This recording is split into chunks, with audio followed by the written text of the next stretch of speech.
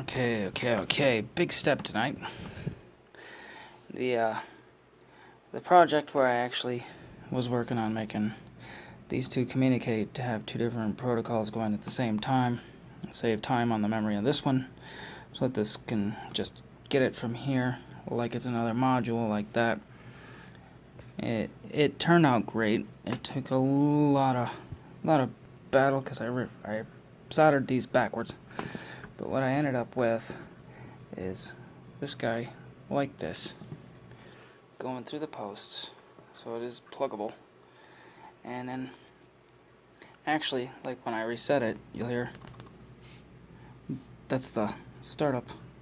Clicks all three of these so you can hear it. When you first start it up, it'll click through them a couple times, and if you don't hear 1 2 3 1 2 3, you know something's up with the relays.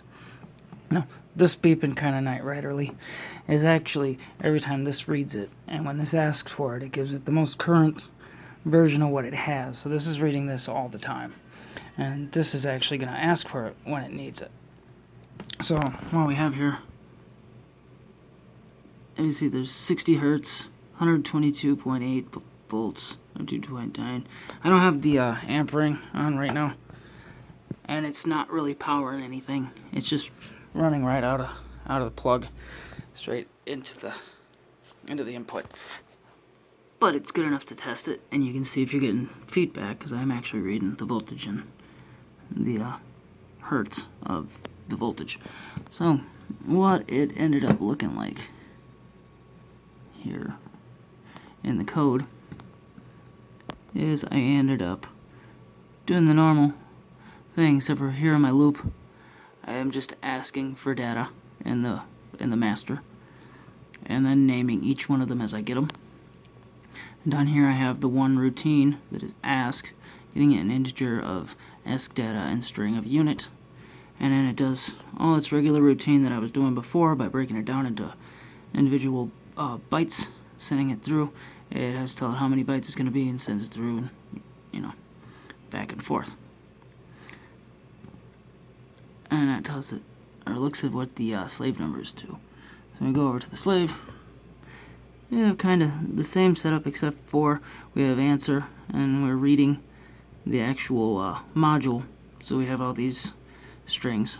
And here we go through all this, and here's the cases. The cases are the different things it's going to send. If I send a 1, it's going to return voltage. If I send a 2, current. 3, energy. 4, power. 5, frequency. And 6, power factor. Go down, it splits up the answer size, and then sends it by byte by the amount of answer size this one's waiting for, in bytes. We go on down a little further, and here's what we're doing is we're just querying in a loop to the pzem004 module for the voltage, and then we transfer the voltage, which is a float, into a string voltage so we can send it by character. And we do the same thing for current, energy, power, frequency, and power factor. That way I can get all of them wrapped up in a nice little tiny bow. It's amazing. The module's coming along kind of like monstrosities, and the AC power lines aren't really run through because I got to connect them to that to make them go through the relays. I actually also split this relay. One, the normally closed goes to the 30 amp, and the normally open goes to the 5 amp. That way, first off, we know it's not gonna overcurrent our sensor, and once you've set it to what you want and you can start it up, well, it starts up, and that comes off the L, and this is the N. Each of these are just operated off the normally open side, so that when this turns off, it opens the circuit and doesn't allow any power to go through. That's just one failsafe.